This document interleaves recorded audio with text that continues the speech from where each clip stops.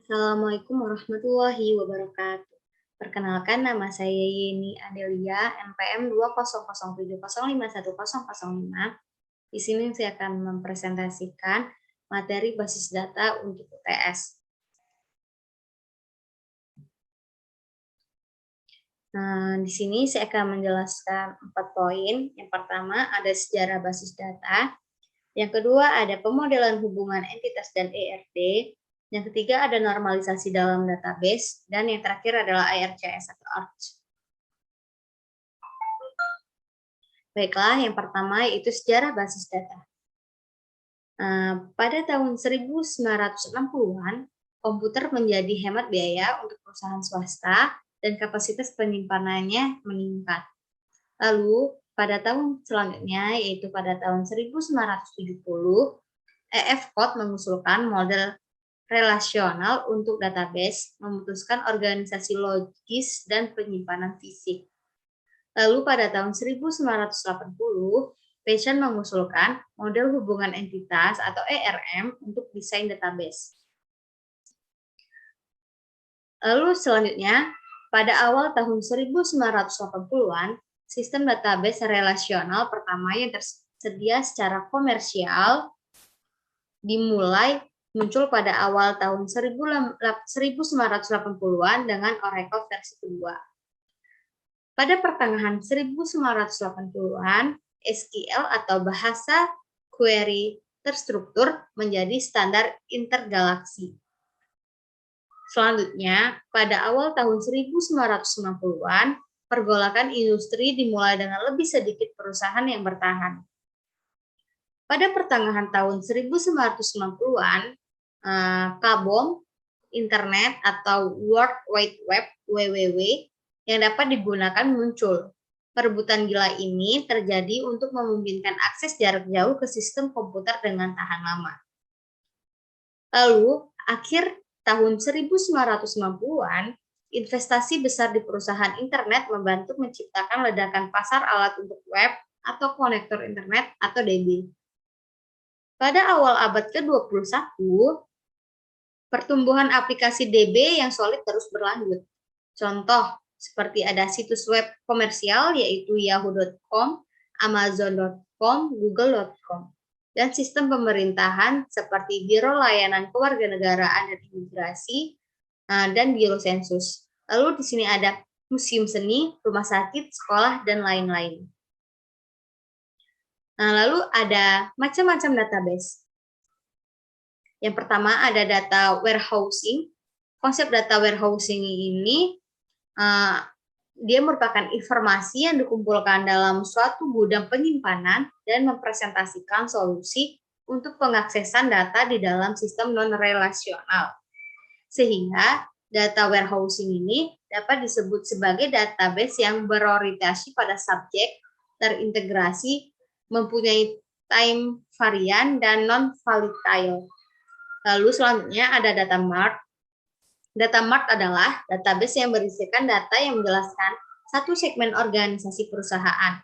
Misalnya perusahaan mungkin memiliki data mart pemasaran, data mart sumber daya manusia, dan sebagainya. Lalu yang ketiga ada data mining. Istilah yang sering digunakan bersama-sama dengan data warehouse dan data mart adalah data mining. Data mining adalah proses penentuan hubungan dalam data yang tidak diketahui oleh pemakainya. Data mining membantu pemakai dengan mengungkapkan berbagai hubungan dan menyajikan dengan suatu cara yang dapat dimengerti sehingga dapat menjadi dasar pengambilan keputusan. Lalu di sini ada pemodelan hubungan entitas dan ERD. Di sini ada pengertian ERD. Entity Relationship Diagram atau ERD adalah teknik pemodelan data yang dipresentasikan dengan gambar entitas dan relasi-relasi antar entitas dalam sebuah sistem informasi. ERD ialah notasi grafis dalam pemodelan data konseptual. Lalu di sini juga ada konsep ERD. Konsep ERD yaitu entitas hubungan diagram ERD adalah teknik pemodelan data yang secara grafis menggambarkan entitas sistem informasi dan hubungan antara entitas tersebut. ERD adalah model data konseptual dan representasional yang digunakan untuk mewakili infrastruktur kerangka entitas. Lalu di sini ada komponen utama dalam pemodelan sistem ERD. Yang pertama ada entitas atau entity, yang kedua ada atribut, yang ketiga ada relasi yang di dalamnya akan mengandung atribut atau properti. Baiklah, pertama di sini ada entitas. Entitas atau entity yaitu suatu yang mesti atau wajib diketahui dan menggunakan kata benda. Contohnya seperti orang, objek, lokasi. Setiap entitas wajib memiliki atribut yang akan mendeskripsikan karakteristik. Atribut merupakan yang memberikan informasi secara khusus pada orang yang mengaksesnya. Setiap entity memiliki instance. Instance itu yang merupakan sebuah kejadian yang terjadi di entitas tersebut. Lalu di sini juga ada istilah tangible. Tangible ini sesuatu yang nampak atau sesuatu yang kasat mata seperti benda. Benda ini seperti kursi, lemari, buku, kulkas, dan lainnya. Lalu ada intangible. Intangible ini yang tidak bisa dipegang, contohnya seperti web. Lalu ada an event. An event ini merupakan lokasi. Lalu di sini saya membuat catatan. Jika membuat entitas tentang hewan, maka instansinya harus bermacam-macam hewan. Misalnya kita membuat entitas hewan berkaki 4. Nah, di instansinya itu kita harus ada macam-macam hewan. Apa aja sih hewan yang berkaki 4? Misalnya sapi, kerbau, kucing, kambing, anjing, dan selainnya. Lalu di sini ada atribut atau field. Atribut merupakan yang memberikan informasi secara khusus kepada orang yang mengaksesnya. Atribut memberikan informasi lebih rinci mengenai jenis entitas. Atribut memiliki struktur internal yaitu tipe data, yaitu tipe data. Lalu di sini juga ada jenis-jenis atribut, ada 8 jenis atribut. Yang pertama ada atribut key, yang kedua ada atribut simple, yang ketiga ada atribut multi-value, yang keempat ada atribut composite, yang kelima ada atribut derivatif, yang keenam ada atribut harus bernilai atau mandatory atribut. Yang ketujuh ada atribut nilai nol atau non-mandatory atribut. Yang kedelapan ada atribut turunan. Di sini saya membuat catatan lagi. Jadi setiap atribut memiliki tipe data yang bisa diinput. Maka satu atribut dia harus mempunyai satu value. Atau satu atribut diberikan satu nilai. Di sini ada atribut key. Atribut key adalah satu atau gabungan dari beberapa atribut yang wajib membedakan seluruh baris data, row atau record dalam tabel. Atribut ini bersifat unik. Kenapa sih dia bersifat unik? Hal ini dikarenakan pada atribut yang dijadikan key tidak boleh ada baris data dengan nilai yang sama. Contohnya seperti NPM, NIM, dan nomor pokok lainnya. Kenapa sih harus NPM, NIM? Kenapa bukan nama? Karena setiap mahasiswa itu NPM-nya pasti berbeda-beda. Dia tidak akan sama, satu mahasiswa tidak akan sama dengan NPM satu mahasiswa dengan yang lainnya. Jadi dia merupakan atribut key-nya. Lalu yang kedua ada atribut simple. Atribut yang bernilai atomik dalam artian tidak dapat dipecah atau dipilah lagi. Contohnya seperti alamat, penerbit, tahun terbit, dan judul buku. Lalu yang ketiga ada atribut multi-value. Di sini atribut multi-value ini merupakan nilai dari suatu atribut yang memiliki lebih dari satu nilai atau multi-value dari atribut terkait. Contohnya seperti dari sebuah buku, yaitu terdapat beberapa pengarang. Lalu di sini ada yang keempat, atribut composite. Atribut composite adalah atribut yang tersusun dari beberapa atribut yang lebih kecil dan mempunyai arti tertentu. Atribut ini dapat dipecah lagi atau memiliki sub-atribut. Contohnya seperti dari entitas nama, maka dia ada sub atributnya, yaitu nama depan, nama tengah, dan nama belakang. Lalu yang kelima ada atribut derivatif. Atribut yang tidak harus disimpan pada basis data atau atribut yang dihasilkan dari atribut lain maupun dari suatu relasi. Contohnya seperti total. Atribut ini dilambangkan dengan bentuk oval yang bergaris putus-putus. Lalu yang keenam, ada atribut harus bernilai atau mandatory atribut. Atribut harus bernilai adalah atribut yang harus memiliki nilai sehingga dapat dikatakan tidak boleh bernilai kosong. Contohnya seperti nomor identitas dan nama customer.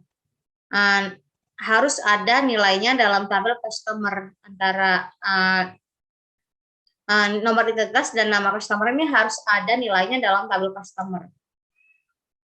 Lalu yang ketujuh ada atribut nilai nul atau non-mandatory atribut. Atribut nilai nul ini adalah atribut yang nilainya boleh kosong atau tidak memiliki nilai. Dapat digunakan untuk menyatakan atau mengisi atribut-atribut yang nilainya memang belum siap atau tidak ada. Nilai nul tidak sama dengan spasi. Lalu yang kedelapan ada atribut turunan. Atribut turunan adalah atribut-atribut yang nilai-nilainya berasal dari pengolahan atau diturunkan dari atribut tabel yang berhubungan. Atribut ini dapat ditiadakan dari sebuah tabel karena nilainya tergantung pada nilai yang ada di atribut lain. Lalu di sini ada perbedaan antara volatil dan non-volatil. Volatil atribut yaitu dia yang cepat berubah atau selalu berubah, misalnya seperti umur. Lalu ada non-volatil. Non-volatil ini dia jarang sekali berubah. Lalu ada mandatory atribut.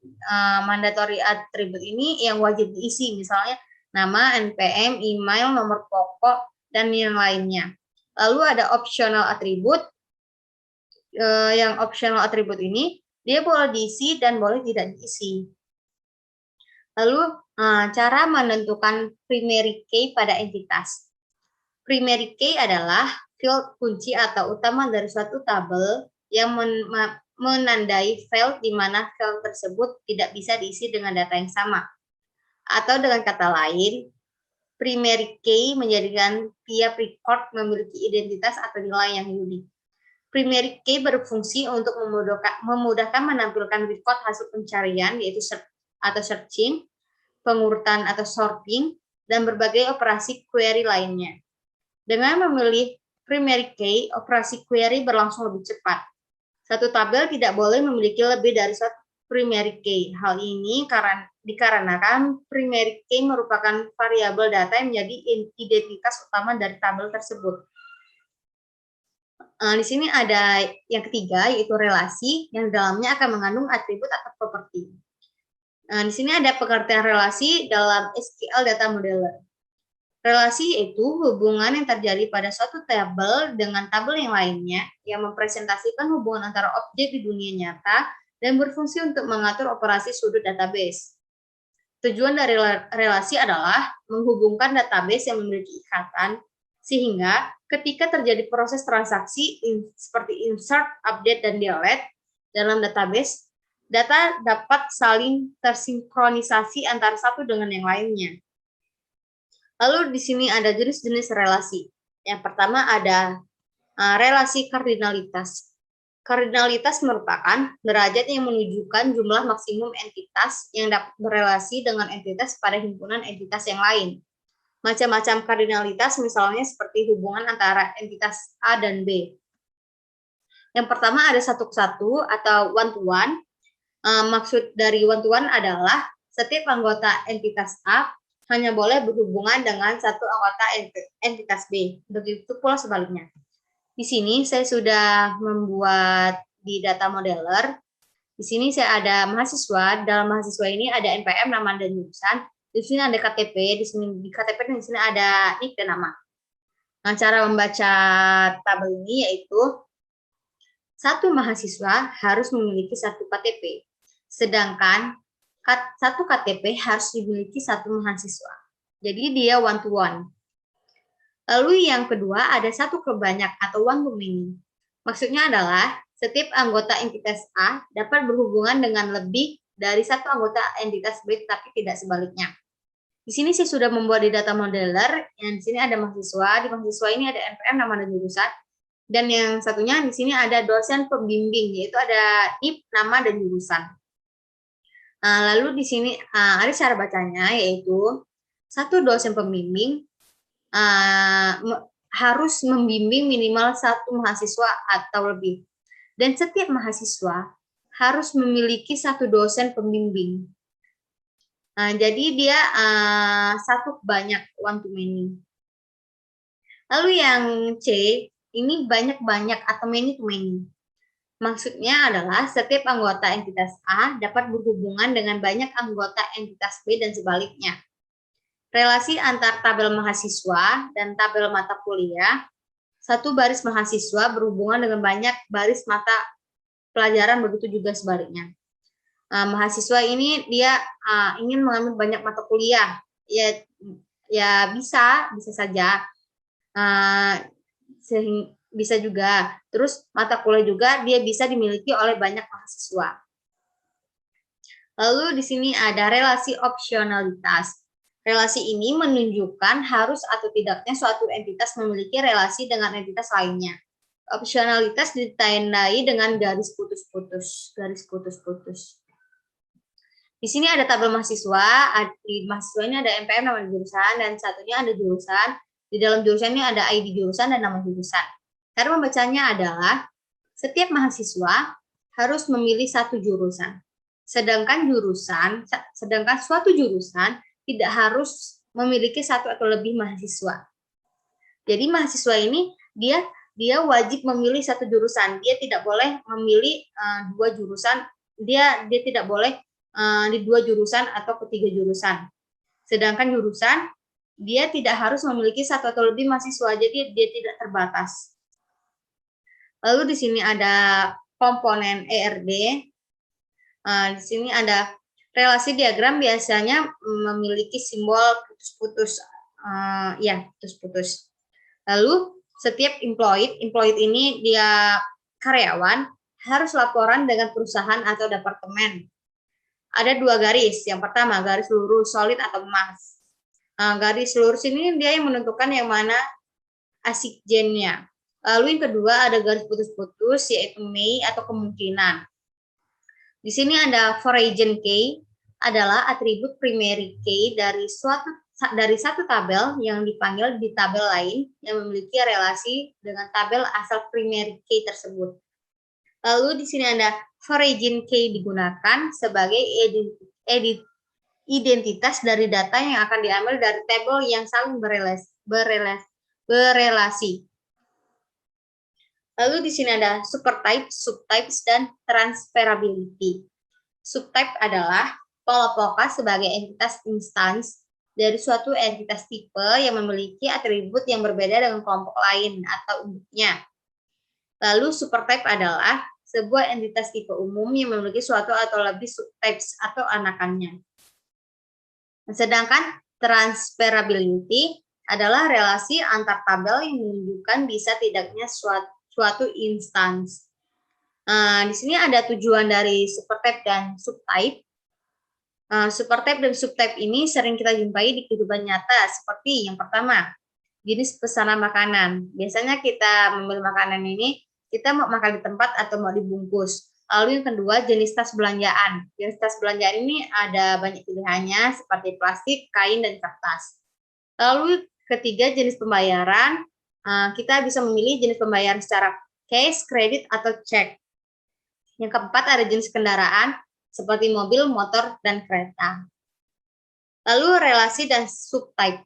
Relasi tingkat supertype itu merupakan semua subtype ikut serta dalam relasi tersebut. Sedangkan relasi tingkat subtype, dia hanya subtype tersebut yang terkait dengan relasi yang dimaksud,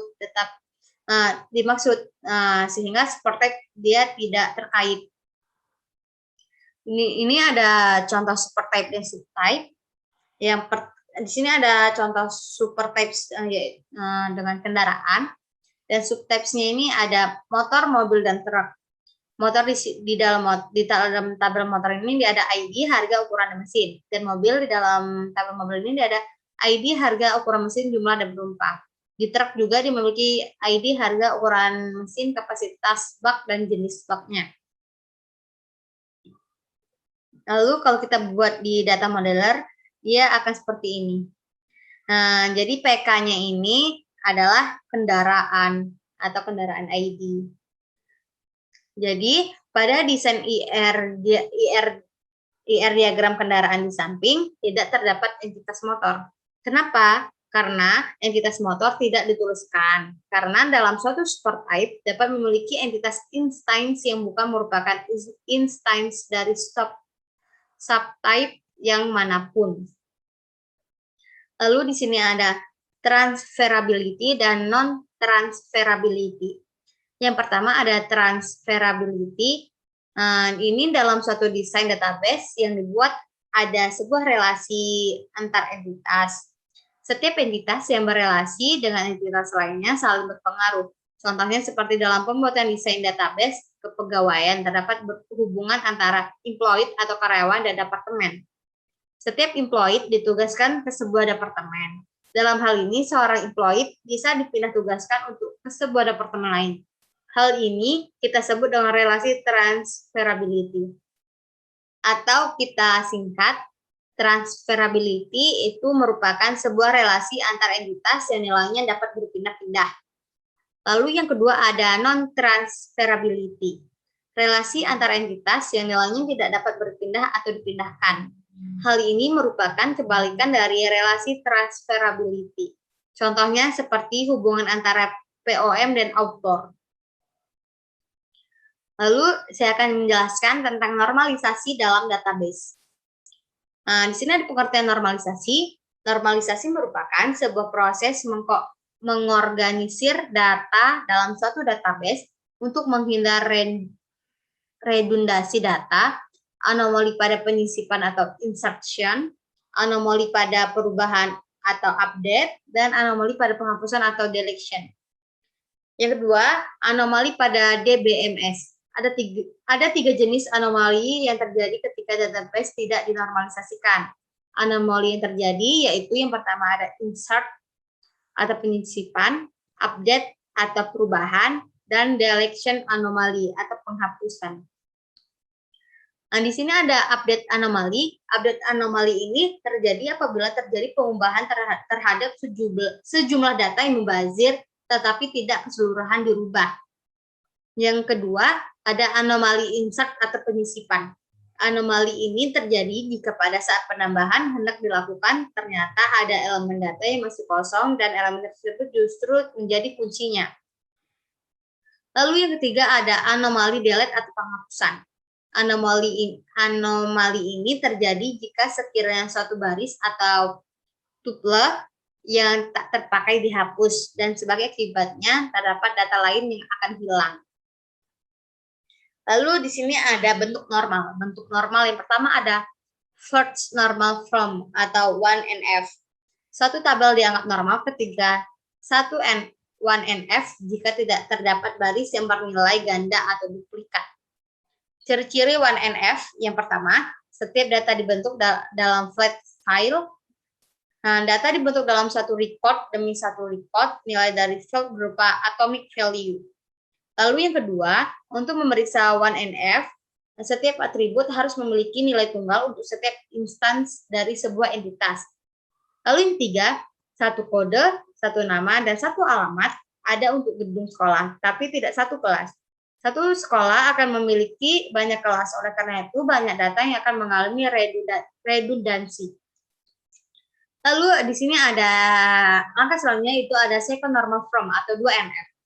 Suatu relasi memenuhi relasi tersebut dan memenuhi norma pertama dan setiap atribut yang bukan kunci atau non-key bergabung secara fungsional terhadap kunci utama atau primary key. Yang ketiga ada third normal from atau 3NF. Normalisasi database dalam bentuk 3NF bertujuan untuk menghilangkan seluruh atribut atau file yang tidak berhubungan dengan primary key. Dengan demikian, tidak ada ketergantungan transitif pada setiap kandidat K. Syarat dari bentuk normal ketiga atau 3NF adalah yang pertama, memenuhi semua persyaratan dari bentuk normal kedua, dan yang kedua, menghapus kolom yang tidak tergantung dalam primer K. Yang materi terakhir yang saya akan jelaskan yaitu arch. Pengertian arch. Arch dalam pemodelan data membantu perancang memperjelas relasi XOR. XOR itu adalah eksklusif OR dalam pada database. Hubungan OR eksklusif adalah hubungan antara satu entitas dan dua atau lebih entitas lain di mana hanya satu dari hubungan bisa eksis dalam satu waktu. Contoh XOR, seorang pemenang undian hanya akan menerima mobil atau uang tunai. Dari kalimat di atas dapat ditarik kesimpulan bahwa pemenang undian tersebut hanya dapat menerima mobil atau hanya dapat menerima uang tunai, hanya salah satu, tetapi dia ini hanya salah satu, tidak keduanya. Arch ini digunakan dalam proses pemodelan data pada relasi XOR atau relasi yang atau ya seperti tadi dia hanya akan menerima mobil atau uang. Yang kedua ada studi kasus. Studi kasusnya yaitu papan iklan adalah media yang bisa menampilkan film, iklan barang, atau pengumuman masyarakat. Papan iklan dapat menampilkan hanya satu dari ketiga kategori iklan di atas dalam satu waktu, atau dalam arti tidak dapat memasang 3 jenis iklan dalam satu waktu. Papan iklan hanya dapat memasang satu film, satu iklan barang, atau satu pengumuman masyarakat pada satu waktu. Dari kasus yang tadi, studi kasus yang tadi, maka ada langkah pertama. Langkah pertama itu kita harus membuat entitasnya dulu. Dari kasus di atas, dapat dilihat bahwa memiliki 4 entitas, yaitu papan iklan, film, iklan barang, dan pengumuman masyarakat. Satu film dapat dipasang pada banyak papan iklan. Satu iklan barang dapat dipasang pada banyak papan iklan. Satu pengumuman masyarakat dapat dipasang pada banyak papan iklan. Jadi kalau kita buat di data modeler, dia akan menjadi seperti ini. Lalu ada langkah kedua, yaitu karena pada satu waktu hanya dapat diisi oleh satu film atau satu iklan barang, atau satu pengumuman masyarakat dan tidak dapat ketiganya sekaligus. Berarti relasi pada diagram di atas mengimplementasikan relasi XOR. Maka kita harus membuat arch-nya. Kita tadi kan sudah membuat di data modeler seperti ini. Biasa dia belum ada arch-nya. Lalu yang ini yang saya buat yang telah ada arch-nya.